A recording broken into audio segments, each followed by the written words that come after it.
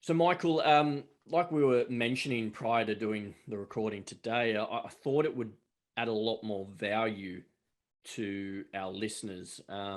Being able to, see some of the visuals. Obviously, you won't, our podcast listeners won't have the benefit of that, but I'd like to maybe condense like a few minute clip a bit about you sharing screen on some of the I guess visuals and 3D modeling that you've done for some breweries in the past to give them a little idea on, what a wastewater system or treatment looks like. And just, I'm a very visual person. I'm sure a lot of listeners are. So I think it will help them get an idea of what we're all talking about and put it into, I guess, context of what we're talking about. So I'll let you share screen and take over, mate, and you can maybe touch on a few points that might guide them through it. This setup here is conceptual layout. This is for Four Pines up at Brookvale for our DAF system. So we have balance tank, sludge tank, chemical storage, flocculent makeup system, feed pumps and screens, panel. This is one of their silos. That would be a larger urban setup. That system there's your DAF system.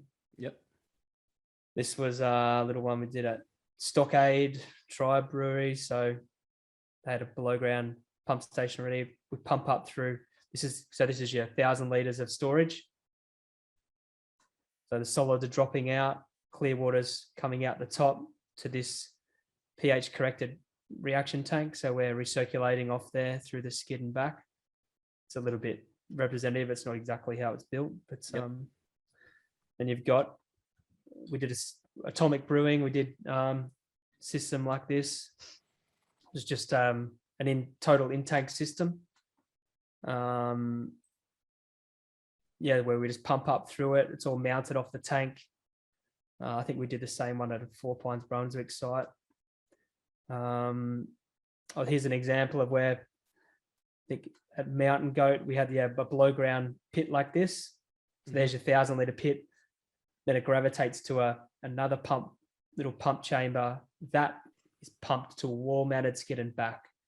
So you got your 1,000 liters capture, then your pH correct.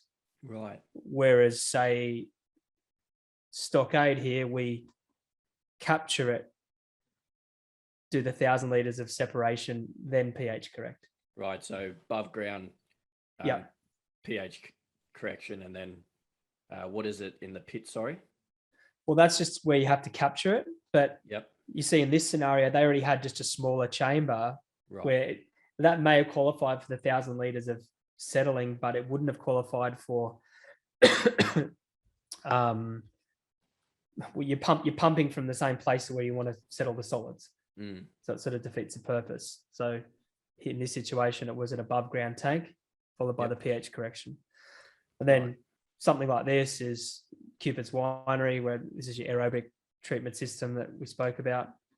Again, much larger and much more expensive, but they're kind of a range of systems that we've supplied and installed.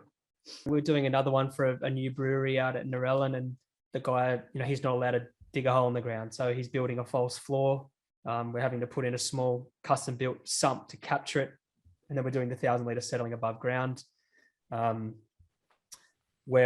then again, there's other sites where older facilities have pre-existing infrastructure below ground. I'd always just understand what it is you're signing up to in terms of a lease, what assets are available, what can be utilized, and then really there's so many different ways to nominate certain capacities for settling of the solids, and then there's different ways of pH correcting water. So